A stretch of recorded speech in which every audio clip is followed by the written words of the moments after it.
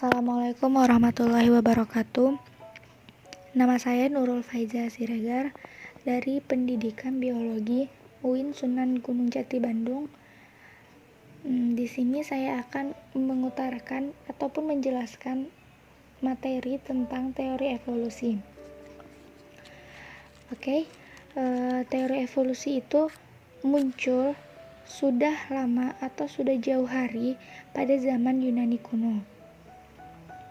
Kemudian pada tahun 600 sebelum Masehi, teori evolusi ini dipopulerkan oleh Thales yang menyatakan bahwa air itu adalah induk asal-usul serta sumber adanya sesuatu. Kemudian juga ada ilmuwan Aristoteles yang menyatakan bahwa makhluk hidup itu berasal dari benda mati atau yang disebut sekarang itu teori abiogenesis. Dan masih banyak lagi ilmuwan-ilmuwan yang mengatakan bahwa teori evolusi tersebut dan dipopulerkan. Kemudian seiring berjalannya waktu, teori evolusi ini mengalami penyempurnaan atau modifikasi hingga sampai saat ini yang disebut dengan teori evolusi Charles Darwin. Akan tetapi, teori evolusi Darwin ini merupakan penyempurnaan dari teori evolusi sebelum-sebelumnya. Nah, maka dari itu teori evolusi ini mengalami penyempurnaan atau modifikasi hingga sampai saat ini. Kemudian seperti halnya teori evolusi Darwin ini menjadi teori evolusi sintesis modern yang kita pelajari saat ini. Kemudian evolusi itu merupakan salah satu teori maupun cabang dalam khasanah ilmu pengetahuan. Teori tersebut menyatakan terjadinya sebuah perubahan pada makhluk hidup atau spesies secara gradual.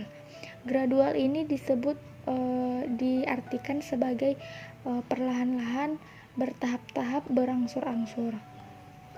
Perubahan yang dihasilkan membutuhkan waktu yang cukup lama dalam menghasilkan spesies atau makhluk hidup yang baru.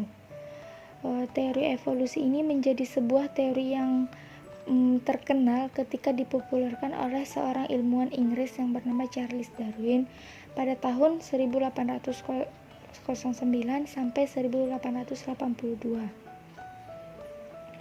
Teori evolusi Darwin ini dihasilkan dari sebuah ekspedisi yang Darwin lakukan pada saat pelayaran menjelajahi daratan maupun lautan Amerika Selatan.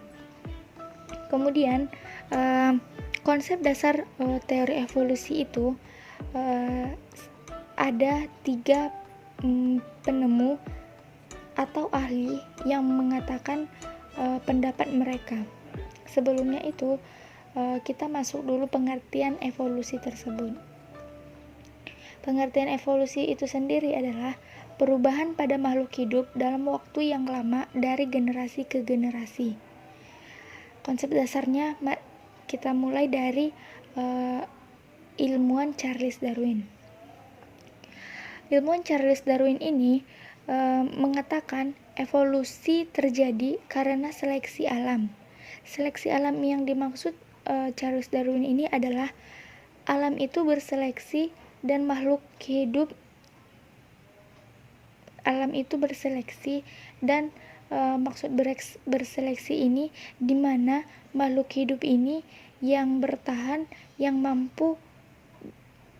mempunyai karakter yang kuat untuk bertahan hidup. Dengan kata lain, Charles Darwin mengatakan seperti survival of the fittest, yang artinya siapa yang kuat, dia yang bertahan. Misalnya pada contohnya yang dicontohkan oleh Charles Darwin tersebut adalah hewan jerapah, di mana jerapah ini memiliki ada jerapah yang berleher panjang, kemudian ada yang berleher pendek. Jerapah yang berleher panjang ini bisa makan karena memakan makanan dari pohon yang tinggi. Kemudian jerapah yang memiliki leher pendek ini tidak bisa makan karena pohon yang diraihnya itu tinggi. Maka dari itu, kata Charles Darwin, jerapah yang lehernya pendek akan punah. Berbeda dengan pendapat Jean B. Lamarck. Teori Lamarck ini mengatakan evolusi itu dikarenakan adanya adaptasi yang diturunkan dari generasi ke generasi. Contohnya juga sama dengan apa yang dikatakan oleh Charles Darwin, yaitu hewan jerapah. Akan tetapi jerapah di sini, kata Lamarck, leher jerapah itu dulunya itu pendek semua, tidak ada yang panjang, tidak ada yang pendek. Akan tetapi jerapah yang memiliki leher yang pendek ini akan meraih, seiring berjalannya waktu, akan meraih makanannya sampai ke atas dan memanjang, meraih makanan yang ada di atas pohon tersebut. Dan kata Lamarck di sini, jerapah itu tidak ada yang punah, berbeda dengan teori Charles Darwin yang mengatakan jerapah yang berleher pendek itu akan punah. Kemudian ada ilmuwan yang bernama August Weismann atau teori Weismann. Ilmuwan Weismann ini tidak berteori, akan tetapi dia ingin tahu teori mana yang benar dan mana yang salah antara teori Darwin dan teori Lamarck. Maka dari itu ilmuwan Weismann ini melakukan percobaan. Percobaannya itu pada hewan tikus.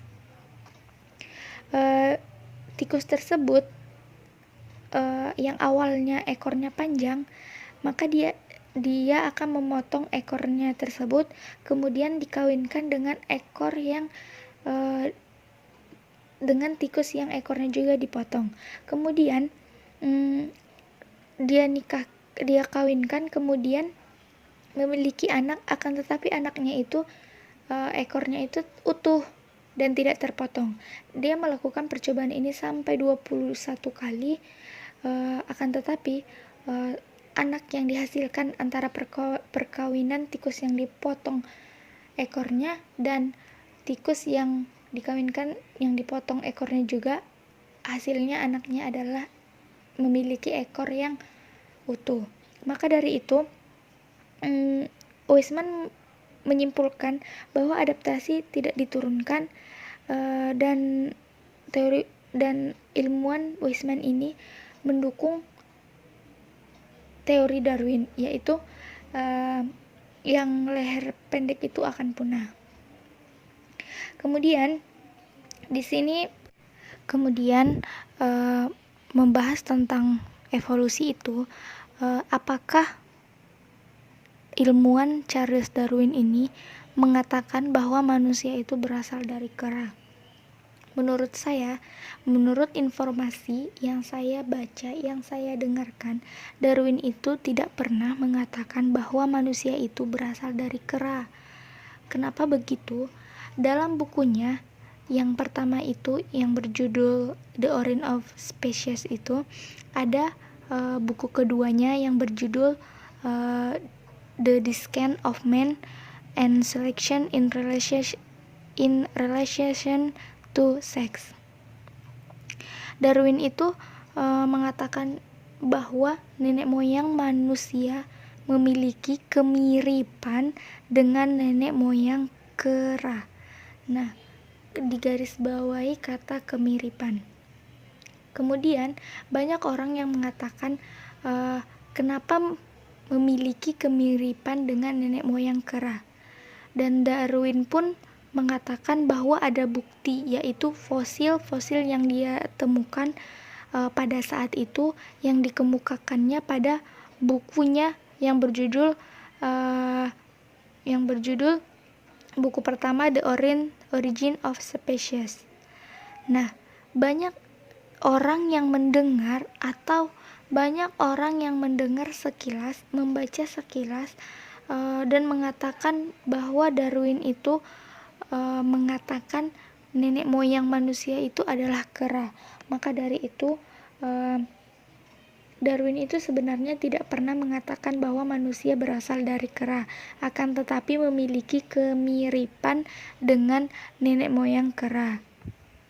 Dan pada saat itu terjadilah diskriminasi antara yang paham agama maupun itu agama non-Islam, Islam maupun yang lain, mengatakan bahwa